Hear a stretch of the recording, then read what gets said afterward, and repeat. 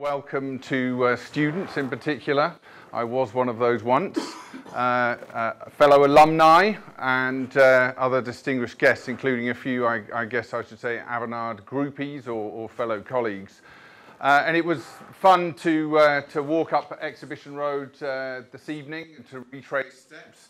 I lived in the South Side building for a couple of years. It's changed a little bit since I was there. In fact, it's been knocked down and rebuilt completely. But in terms of the topic this evening, it's been an incredible privilege to live through 3 decades of when technology has fundamentally changed the world. And I think we're at a time now that is even more exciting than it has been over the last few decades. I started my IT journey and my fascination in the application of IT with punch cards here at Imperial College. We moved on fairly rapidly to the personal computer from there. But of course, we're going to talk this evening about the world of digital. And it is an amazing world that we live in.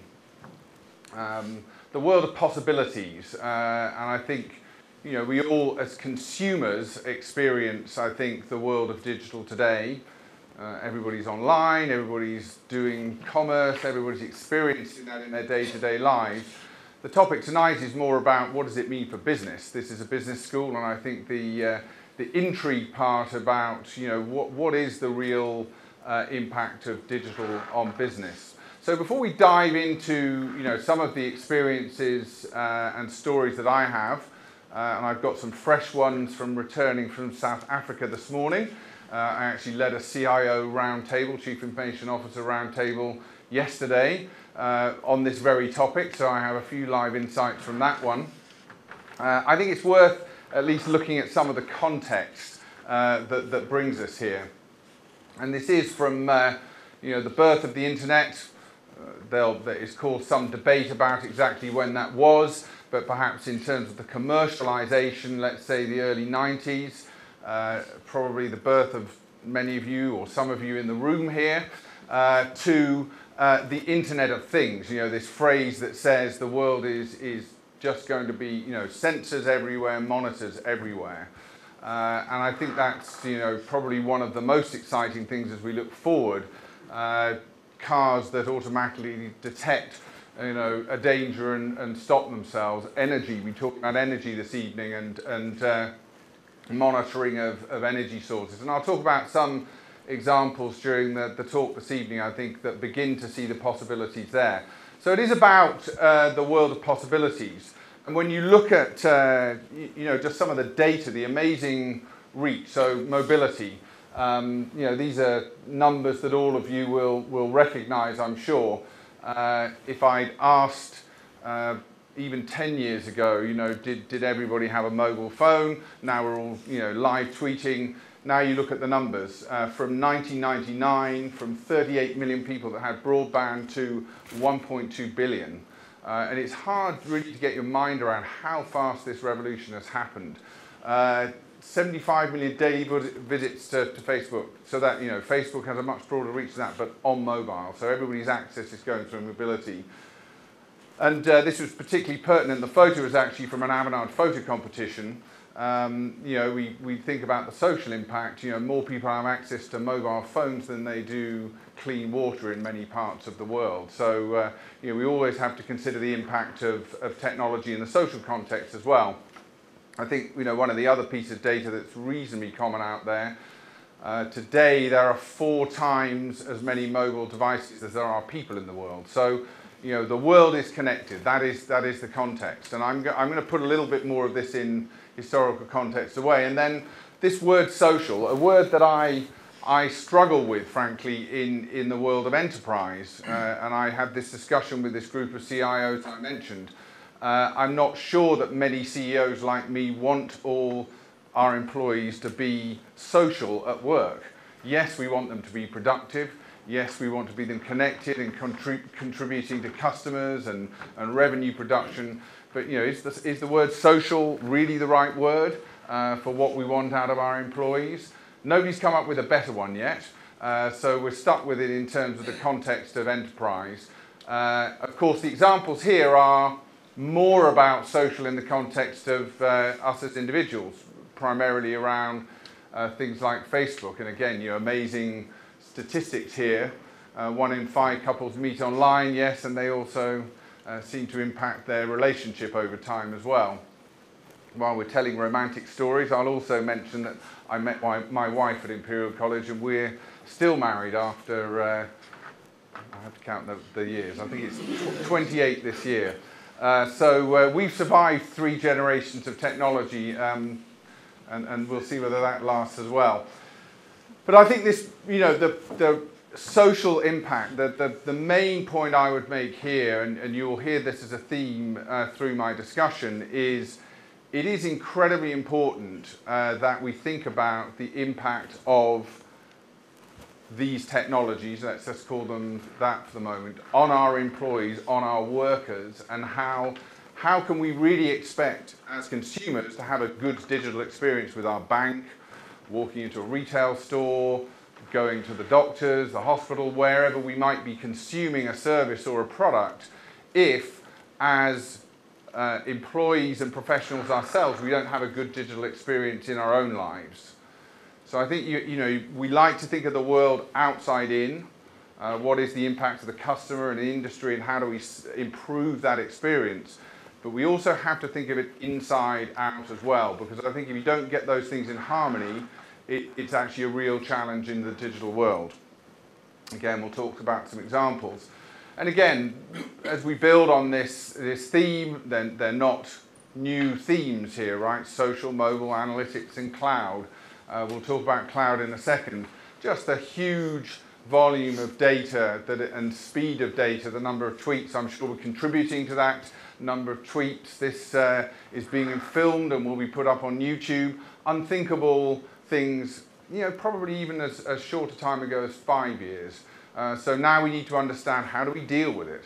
I have a Twitter handle. You're welcome to sign up to that as part of this. It's at Adam Warby.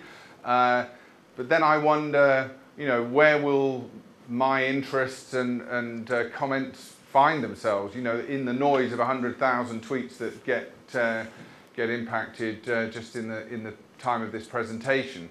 So I think unanswered questions still there.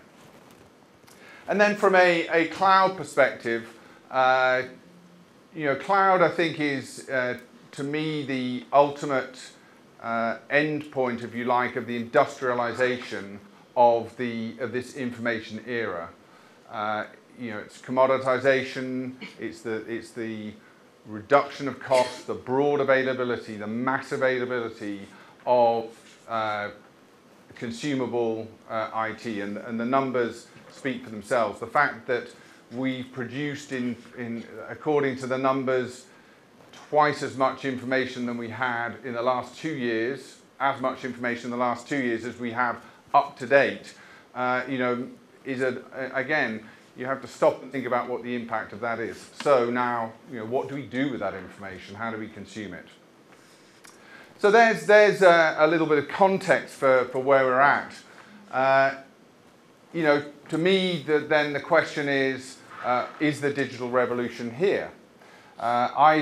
We mentioned in the introduction that Avanade is a joint venture that was created between Microsoft and Accenture. That was created in the year 2000. And this was in the teeth of the so-called .com boom at that stage. And I just put up some book covers from roughly that era. Maybe one of the most famous is Nicholas Negroponte's Being Digital. Talked about the advent of the digital age there. So that was now 12, 13, 14 years ago that we're talking about this, talking about the digital age. And then Dr. Carlota Perez, I don't know whether any of you have read her or know about her principles and theories of industrial revolution. She has a view and has studied the progress of industrial revolutions after the last few centuries. And I think it's fairly well understood that we're sort of in what people would say is the 5th industrial revolution in this information age. I certainly feel that we're at the beginning of what will likely be, whether it'll be called digital or not, I don't know, but I think it will be the next major revolution. And I think the interesting thing to consider here is what is different. If this was the information age when we've been connected and been created information, what's different about digital today? And I think these are some of the clues. Whole new industries being created that weren't there before. Industries being incredibly disrupted as they were before. The speed at which this is happening is unfounded. You know, we just see new things being created and disappearing at a speed that we've never heard or seen before. So I think the question that I'll try and discuss here and explore is, why is it different now? We've looked at some of the data that suggests the world has certainly become more connected, full of data. So why is this revolution really happening now? And there are three sort of frameworks that you know, we think about at Avanade that would sort of put a discussion around this. And it starts with the customer. And I think most of you will know and think about many examples of where digital has begun to change your experience as customers, and I've mentioned a couple of them already. You know, whether it's the obvious one that's come out of the e-commerce era and our experience of how we consume and buy things. And of course, the more information that's available on things of that kind, the more that experience changes. And the research that you know, we've done shows that over a third of executives believe that this will fundamentally change their customer experience, this existing revolution, not their old e-commerce sites or the way they may have been dealing with their customer relationships online before, but the combination.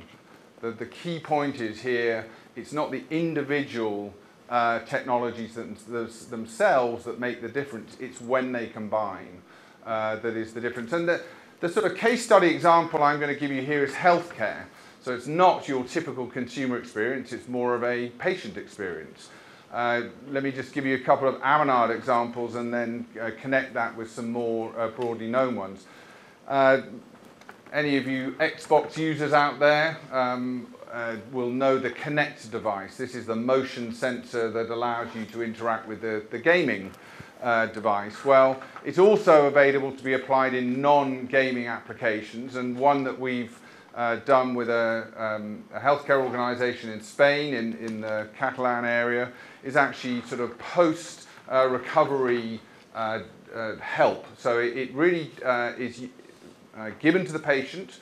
The patient goes through their recovery exercises and they are tracked by the motion, by the Kinect device. And that information is then fed back to the doctor to analyze to see if they're doing their exercises correctly and their expected recovery progress is made. So immediately you've got here some examples of connecting, you know, games and gamification with a completely different industry and an example of where, you know, patient care is being improved by this person not having to travel from their home to the hospital, the specialist doctor being able to access this information immediately.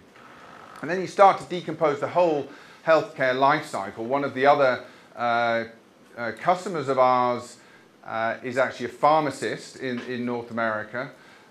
It's interesting, you know, there's a lot of focus on the cost of healthcare at the point of care, and of course that is where a lot of the cost is. It's a little known fact that the recovery of customers, outpatients, is often hindered by the fact that people don't follow their, you know, post-recovery procedures properly, take their medicine at the right times, in the right time, in the right quantities. And so the solution that we developed with this pharmacist was actually was remote video access through an iPad or you know, any tablet device to the pharmacist to enable them to check up, was I you know, supposed to take 1 or 2 of these a day, or, you know, do I take it with food or not? And, you know, the readmission rate based on the improvement of the quality of the of that part of the process has had a significant impact on the cost and the increase of care. So, significant examples, I think, in an industry that's very fragmented. I mean, healthcare has been one of those parts of our business and parts of our world that has been ready for help, but has been extremely fragmented. So just a couple of examples there. And then the second area that I've mentioned already is whole industries can be transformed, or new industries can come about. And this is one that's, I think, reasonably widely publicly known, and you may know about it, but it's an African telecom solution or business called M-Pesa. And it started off by the then Safaricom, the telecom provider in Tanzania and Kenya, tracking the usage of traffic and finding out that people were using the mobile phone, and selling airtime across the mobile phone. And they looked at this opportunity to think of it as basically as an e-commerce platform.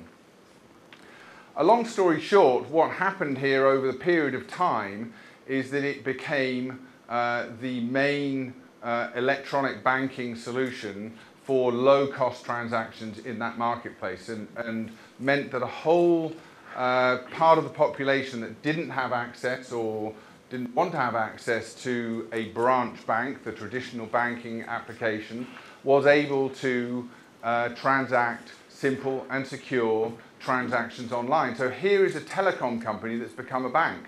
Now, of course, it's run into some interesting questions and barriers. An unregulated bank. There were no regulations, and in fact, as this solution has rolled out across other areas of Africa, it's run into that challenge in South Africa, where I just was, where the banking regulations are more stringent. There are more rules around how you can and need to register customers, online customers. So here we see that technology meets regulation, not an unusual area of conflict in industry. But in terms of our digital revolution and our opportunity, here is an example of technology enables mobility, enables a whole new provision of a low-cost and easy banking platform in a continent that certainly needed a solution of that kind. And then I'm back to my my sort of favourite point around the digital workplace, or sometimes I think we just should call this the digital worker, all of us. And if we don't get access to the sort of technology that we expect to get access to as consumers, how does the world work? And the case study example I'm using here is a project that we did with Delta Airlines, one of the largest airlines in the world. We created with Microsoft an innovation studio around the launch of Windows 8, was Microsoft's first push into a touch interface for their long in the tooth operating system, and we started with an experimentation innovation for flight attendants. So their job, of course, primarily is safety. Second role they have on the flight is a sales role, and they had a fixed function sales terminal for conducting those transactions on board. So the question was, how can we improve that that experience and the productivity of that individual on board? That was quite successful. They liked the concept, so we decided to go into a pilot which actually looked to see how we might be able to connect in a sustained way the mobile phone in the hand of the flight attendant to the back-end transaction system. So now our safety and sales attendant was actually a real information worker. One immediate benefit, credit card validation was in real time. They experienced a significant amount of fraud on board because there was no real-time validation of credit cards. So you could go on board with the old terminal, swipe an out-of-date or out-of-credit card and still have a successful transaction. So that was the first piece. And then very quickly you discover that once you've got access to other information from your back-end systems, you can start to think about new services. And one of the new services that they've been innovating with is the ability to sell seat upgrades in flight. So you walk onto the plane, you're in the cramped row 32 or whatever it is, and you see some extra legroom seat, and dynamic pricing. You can actually swipe the credit card and decide to upgrade your seat placement. And of course, this gets quite scary because you can get into some social engineering questions of, I'd quite like to sit next to that person over there, they look interesting. We haven't actually got to that part of the discovery there yet. But I think it puts the worker at the center of new experiences. And I think throughout this, all three examples, or all three areas that we talk about, it's this shift from perhaps the information age, which was a lot about efficiency, process automation, all of the things that we're familiar with, to experiences. What is the experience of the consumer? What's the experience of the digital worker? What is the experience of the patient? And how does technology help drive an improved experience in the digital world? Now, how do you get there? That's a question. How does that happen? Well, here's a definition, I guess, trying to summarize up those examples. Harnessing technology to compete in the marketplace, but this point is customer experiences through digitized business models. So lots of fancy words that I think try and sit behind the examples that I've talked about here. Again, because I can only count to three, we have three examples here. The first one is innovate. I'm an engineer, right? You remember that joke, yeah? Innovating at the edges, and I think you see quite a lot of traditional businesses do this. It's a place to start. This example, couldn't think of a more traditional business than laying roads, perhaps. Okay, NCT Roads, a Swedish company that we've been working with. We started with some experimentation around tracking their large asphalt laying machines and their road repair machines, and see whether we could improve efficiency through digital mapping of how they would get those machines to the place. And through that process, they actually started thinking. We ran an innovation workshop with them. Well, the real problem we want to solve here is knowing what state the road is in, and when it is we're going to need to get to repair things, and what's the life cycle of the actual road surface. So they've been experimenting with putting sensors in the road and actually tracking through the sensors in the road the amount of traffic and the wear and the condition of the road. So completely sort of different thought process there. Interesting, there's another case study we have with a large tire manufacturer that's gone the other end of this thing. Trucks that drive millions of miles around Europe or North America, you normally change tires on a time scheduled basis, not on what the actual wear of the tire is. So they've done the same thing. They put tires into the sensors into the tires, and they're now selling tires as a service, not tires as a product. So you don't buy the product, you buy the service, and they replace the tire when it's worn, not on a timed scheduled basis. So traditional businesses, very different approach to the way they think about it. The second one is Avanade. We obviously have some slight slide build issues as we go here. And what we've been doing to adapt our core business, you can think of it as an iceberg. But for me, at the heart of this question was, how can you be deliberate about innovation?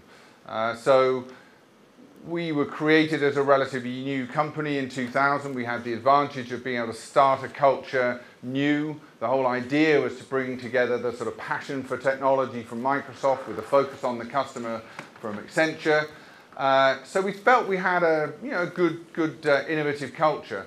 The question, though, when you stand back and you look at how deliberate innovation is in your business, you actually start to understand, and there are various maturity models around this. Gartner has one, there are other ones out there, that looks around sort of accidental innovation through to very deliberate and pervasive innovation. And we've started to measure ourselves and gauge ourselves along this maturity cycle. So yes, we had an innovative culture, and you could go to any one of our 22 countries around the world, you'd walk into the office and they'd say, look at all this wonderful innovation I'm doing. But the expectation of our customers is that that innovation and that insight and that expertise is experienced the same everywhere around the world.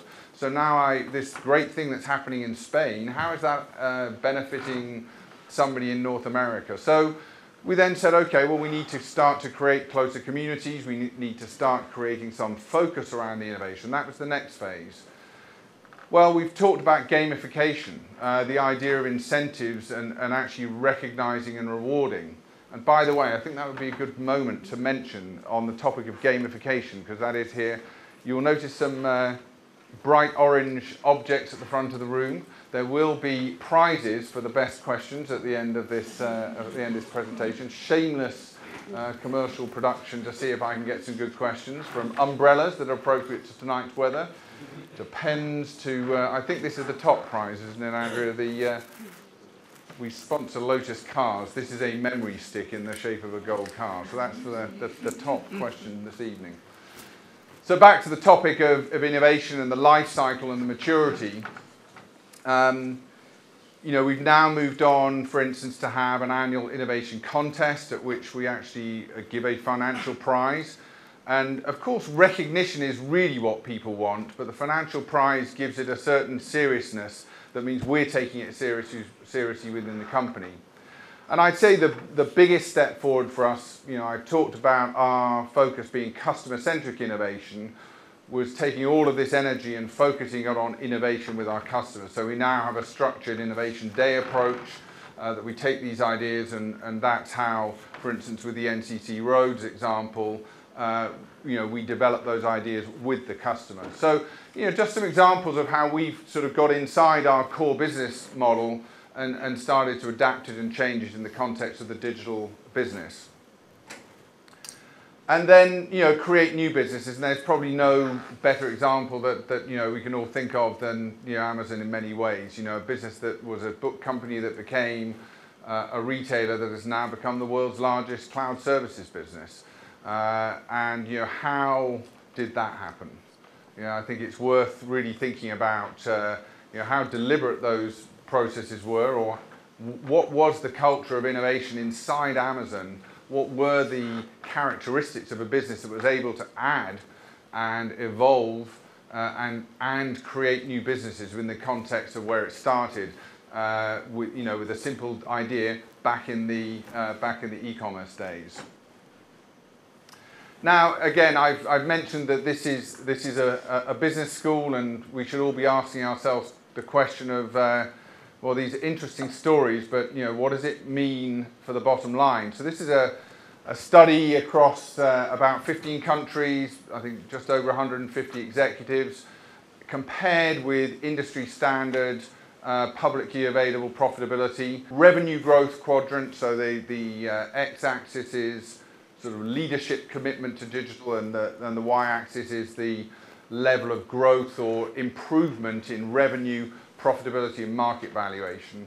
So obviously, like most grids of this kind, top right is good.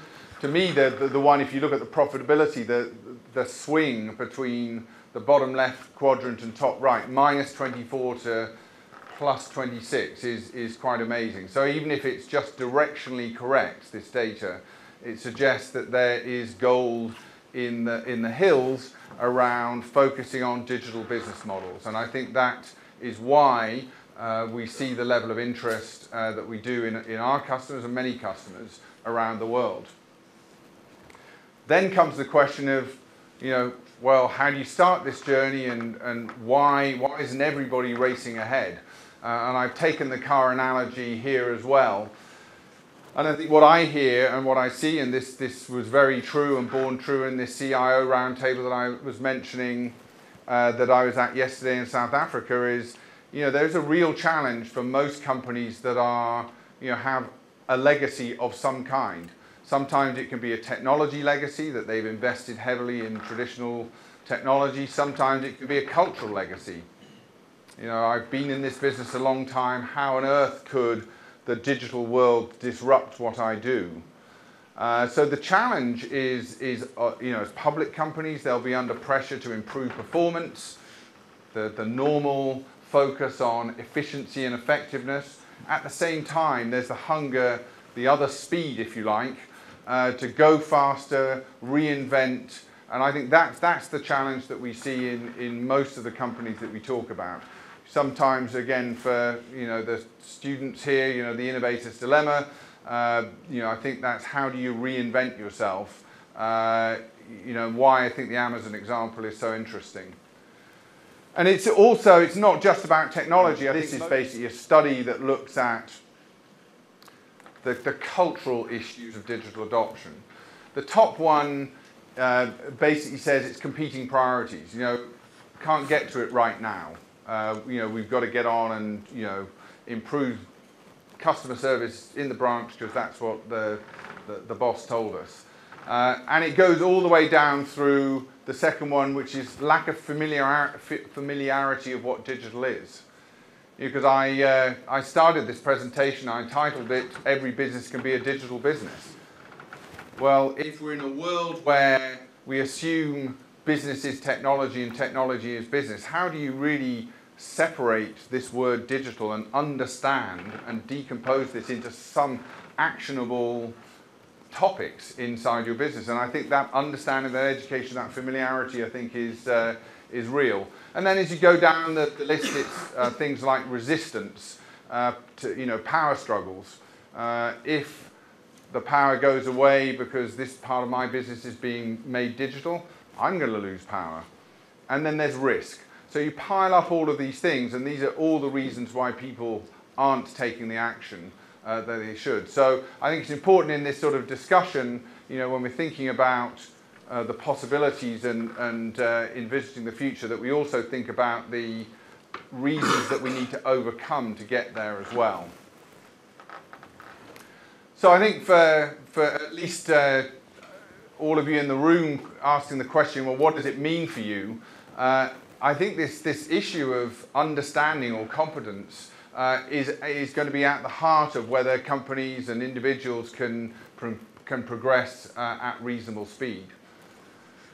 So what's the call to action? Well, hopefully to talk about it, get educated, follow case studies, learn about companies that are making progress here. One interesting study out there at the moment is looking at just the makeup of companies' boards, and is there somebody on the board of directors of the company that you might be joining, investing in, or studying as a student that understands the word digital, comes from the digital world.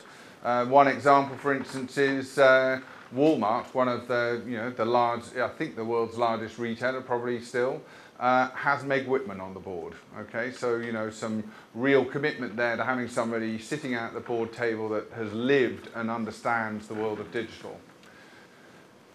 Know what disciplines and skills will be in high demand. It's quite difficult to know what skills will be in high demand when it's an evolving marketplace. The work that we've done to understand this, areas like you know, service and product marketing and management are key. You know, how do you define the world in terms of digital services? They're certainly going to be in high demand. I talked about experiences, the fact that the world is moving perhaps away from so much fixation on the process and process automation to focus on the experience. So understanding what the context and meaning of digital experience is extremely important. That decomposes into a different set of skills. There's obviously the creative skills that help people improve online experiences, but then there's, you know, another layers of experience design and service design behind that. So understanding what those skills are is important. And then the role of innovation. I mean, it's perhaps the most overused word, you know, over the decades. However, it is central. I've described how we're thinking about it in the Avanade context. I think you should, you know, be thinking about that in your context, as I'm sure you do. And perhaps recognizing the power of the social network. This room has lived and grown up with social networks more than I have. So I think you're in a tremendous position to teach us, what the role is and help, this generation standing in front of you understand what the impact is. But it's clear that, the expectations of most consumers is, they'll now probably go to a social site before they'll go to any other source of information, recommendations and all of those things before they make a purchase, rather than other methods that they would have used in the past. So to try and sum this up, I believe the digital revolution is here. I've given you a little bit of historical context from Dr. Perez. I think I won't do a perfect job of her quote here, but she basically says we can learn a lot from history. Innovation, has indeed been the main source of growth and of productivity and hence wealth creation. And I think we're at a very, very important point in terms of innovation here. So I think, my belief is that we're at the front end of this thing. It is different to me now than it was 10 years ago when everybody was talking digital, when we were created as a company. And that's because of the combination of the forces. The forces themselves have become ever more true. Yes, we're connected. Yes, there's more data. Those are all interesting things, but it's when they combine that the real power of digital comes together. I've talked a little bit about the journey, different approaches. You get our sort of idea that there are three ways you can think about this: the sort of view of the customer, reinventing your enterprise, disruption, and then for me, the focus on the digital workplace or worker. And then, some different examples of approaches: innovating around the edge, reinventing from the center, or indeed, creating new businesses, whole new businesses based on the digital revolution. So somewhere in that matrix, there's an opportunity to start doing something interesting. And I think it is about, imagining the future. They sometimes sound like corny phrases, but the work that we're doing with our customers right now suggests to me that there's enough energy and excitement around here to certainly reimagine a pretty bright future. So I appreciate the time here. Thanks for listening, and maybe we'll open up for questions and a bit of prize giving for the next 10 or 15 minutes if people have got questions. Thank you. All right, so I've been reading lately that they're investing more and more in omni-channel regarding technologies, and it requires a lot of infrastructure, obviously, and a lot of investment. And do you think at this point, if brick and mortar or any kind of business doesn't invest in omni-channel, do they become extinct? It's a great question. We've actually done a very interesting project with Nespresso on this very topic. It's an interesting business, that sort of started all about, the product and the image, and then, great coffee, and now has stores, and they had got extremely fragmented in their online experience versus their stores versus, I gave my son an espresso machine when he went off to university, and so he's experienced that as well. So, I mean, could you say people are going to survive or be dead if they don't have an omni-channel experience? That's certainly an extreme view. I think if you look, you looked at that financial data that I put up there, and you looked at profitability, I think the long-term differentiation and profitability, the people that get that right will be different. So it means the cost of entry is higher. But I think it's an inevitable piece of momentum in the marketplace. Second question, then you can get something. What are we going? Umbrella, maybe? Orange or black? Black, perhaps. Okay. Lotus cars. I don't know. You want to pass that back for us, please? Thank you. My other question was regarding privacy, because recently they've been saying that privacy is currency. So to which extent, thank you, to which extent do you think companies could allow or could convince their customers to give up a bit of their privacy in exchange of other stuff where they can capitalize on this data, capitalize on the information in order to be able to provide other stuff? Yeah, and I don't know how many of you in the room would know, but it was Data Privacy Day the day before yesterday. There is a Data Privacy Day around the world. And it is a very serious topic, and most industries worry about it a lot. It's, you know, the strange example I refer to is, you know, we worry about privacy in the cloud, yet we feel fine about putting people's intimate details and bank statements in an envelope marked confidential. Says there's something interesting in here, and I'm going to send it around in a public network called the mail, the post, and open it up if you're interested.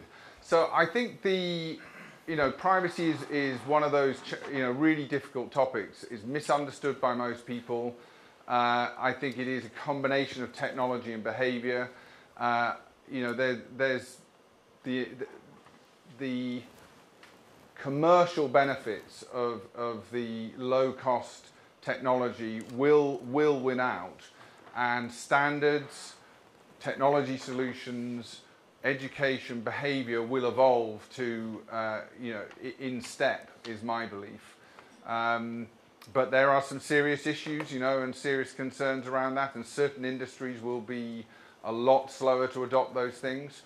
Certain industries will be challenged to adapt and adopt their standards, whether it's healthcare and things like HIPAA, or the banking industry, at the pace that we as consumers really want. Because I think, to be honest, as a consumer, most of us err on the side of being willing to give up private information. Now, I may get things thrown at me saying that, but in general, I think that's the trend. Do you think that larger corporations, what we've seen in the last 5 to 20 years, will continue to rather acquire innovation than to build them up in-house? In contrast to what it was before with IBM, the Bell Labs, for instance, because we have not only seen a digital revolution, in that sense, industrial revolution, but also a revolution in terms of entrepreneurship, how innovation is created. Yeah, I mean, it's a great question. I think there is some of the barriers that I described, cultural barriers to innovation, do exist in larger companies, and the temptation, particularly in technology, or the need to buy innovation is high. I mean, you could think of this week's purchase by Google of DeepMind. Is that the right? The 2-year-old company, UK-based artificial intelligence company. Yes is the short answer, because the opportunity around great innovation is so big. And the people with financial power will find it. So I think that's very typical of this industrial revolution cycle that we're talking about. In the early parts of the industrial revolution cycle, there's a lot of capital that flows towards the new and innovative thoughts. And I think it's no different in this one than it is in others. Having worked in financial services for 11 years since I was an MBA student, I've seen a lot of diseconomies of scale. I've seen a lot of procurement, which led to pieces of software that slowed us down to the point where we're probably doing a quarter of the trades that we used to. What skills are we going to have to develop in the areas of procurement to make sure that we do things that speed us up and provide efficiency, that keep everybody internally on side so that we provide that fantastic experience for our clients? What a great question. I'm no procurement expert. I'm normally the other side of the table from procurement. But let me think about it. I think one thing that's changing fundamentally in procurement is that people are looking to buy things as a service. This model of software as a service, or sort of anything as a service, I think is a way that changes the relationship between the buyer and the seller. And instead of saying, I'm going to buy a product and do something with it, I'm buying a service, and that service comes with normally two sort of fundamental promises, or it should. One is quality of service, and the other is service level. And I think if you have a conversation like that, that's a good start. And then the second thing is, having the ability to integrate services. It's the same issue with products, but I do think the way the world's going from a technology perspective, that service integration at a higher level than a lot of the root technology integration that we've done in the past gives us a better chance of wasting less. Those would be a couple of thoughts. Yeah.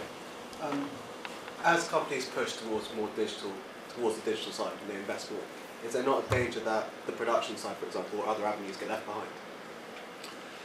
Well, therein lies the question about what is digital. Is production, production can be digital, and so I don't think of it in that way. I mean, I think you have to. So there's a sort of a business strategy question about, do you have one business strategy and make it digital, or is there a business strategy and a digital strategy? And there's quite a lot of debate on that topic right now. I think most of the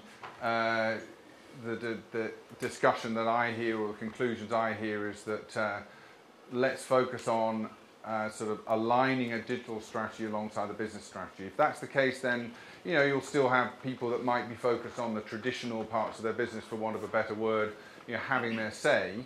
But I think on the other side of it, most industries have to step back and say, while that's all going on, this two-speed question, the point I was making, you can't ignore your traditional business. I mean, you've got a responsibility to shareholders, employees, all of those things, but at the same time, you can find yourself completely disrupted if you don't focus on the digital side. So, like all things, it has to be a balance. Yeah. Can we go back to what you were saying about skills and the skills needed in the digital marketplace, and the fact that Google was prepared to pay $400 million for a small group of newly innovators shows that these people are pretty rare. And in the digital marketplace, you need a very wide range of skills. You need people who understand databases, who can code, who can do all that technical piece. And then on the other extreme, you need the people who've got the business vision as to how they can harness those technologies and, to drive innovation, as you've described it. How do you in Avanade mix and nurture those people because a pure coder has never, or very rarely understands what the business requires, and there's a translation gap, and your friend and your colleague in the financial services has seen that as well. Yeah. I think we're on the same journey that I described. I mean, we have a traditional business, a traditional production business of people that still do traditional, application maintenance in, historical programming languages that are still keeping the lights on in infrastructure data centers. So those, you still have to keep those people interested in what they do, interested in producing, providing a service, whilst you sort of reinvent and define what you want to do tomorrow. So what we've done is we've created, instead of a strategy, I say strategy with a big S, we've created strategy with a small s, which is a rolling 6-month plan, 10 points, because I got from 3 to 10. I'm learning as I go on, and it's broken into 3 areas. What are we doing with our customers in the market? What are we doing with skills and capability? And what are we doing to change our business? And so I think you have to boil this down to something practical. The middle bit on skills and capabilities is mostly around defining what those skills are, and you've hit on a lot of them. For us, it's things like analytics, service design, usability, the ability to actually work with customers on some level of digital strategy as well. You mentioned the power of the social network. I was just wondering, in response to some of the recent publications about Facebook maybe losing several million users per day or per month even in recent times, in the event that Facebook, if it ever went down, how much of a shock or damage would that do to the world of the digital revolution? Well, I'm not sure that losing a few million users is going to sort of take them down. Again, my view on these things is, there'll be waves of winners and losers in who provides the service. But once the capability is here and the service is here, it'll be here to stay. So I focus less on sort of the catastrophe analysis than what will social networks look like in 5 or 10 years' time. Will there be one big Facebook that is for us and our social lives? Will LinkedIn be the predominant business network? Will you know, when you talk to people about their preferences, some people like to segment their lives like that. And so I think those are the bigger questions on social networks. And again, my point on what does it mean to business, I think is extremely important. You know, it's things like, you know, if you're phoning up a call center or having some sort of customer interaction, the ability of the person you're talking to access knowledge, expertise, tap into their social networks inside the business is critical to customer service. So this isn't it isn't just a consumer thing. It needs to be available inside companies, and that's why there are enterprise versions of all these things. So, you know, maybe there'll be an enterprise version of Facebook. Maybe there'll be an enterprise version of LinkedIn.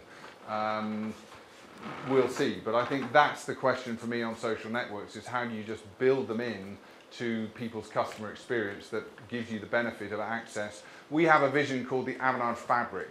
And it's a very simple idea that it's every individual in Avanade can work for every customer every day. So you have to have a network to do that. It's a bold vision.